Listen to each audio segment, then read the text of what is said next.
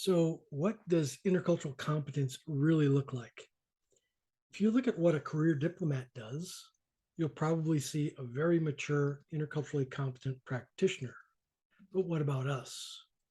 Well, as a process with the knowledge available in these presentations and time and exposure to cross cultural and intercultural contexts, a person's attitudes continually shift, resulting in more skillful actions. As you are repeatedly knocked away from your habitual, culturally situated suppositions, you develop an increase in the ability to tolerate ambiguity. That is, you become more comfortable being uncomfortable, culturally speaking.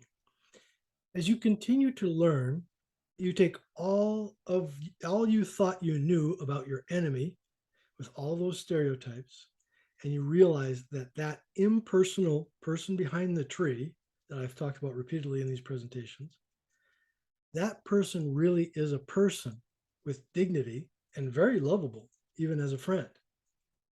Certain habits of not prejudging, among other what I call intercultural virtues, necessarily develop, and peace begins to be achieved between enemies, neighbors, and ultimately, perhaps, in oneself.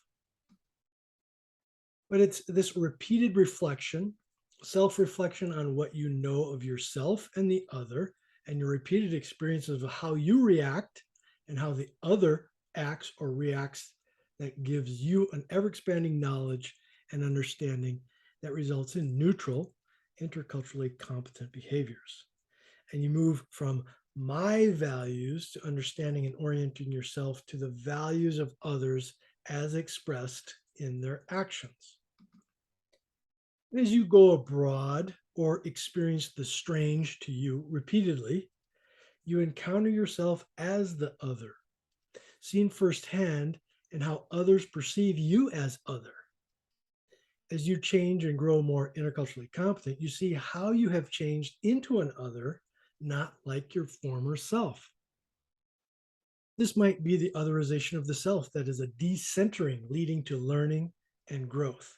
That's what the Fulbright program is, and the Peace Corps is all about, breaking down the stereotypes of the evil American and or the evil foreigner by putting us together to get to know each other, which is perhaps the only way that we can realize that our enemy is merely a social construction of someone who doesn't exist in reality.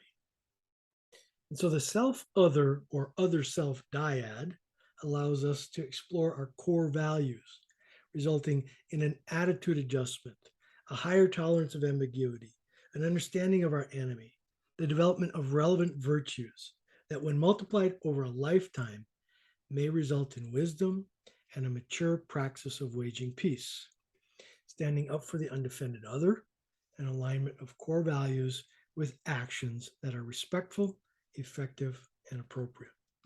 So if you've seen the explanations of this before, you know that this might be useful in this form or in this form. And now that you have it, it belongs to you to add to it and to change it to help others along the way to intercultural competence. Maybe even we can add something to the problem posing or questions approach right now.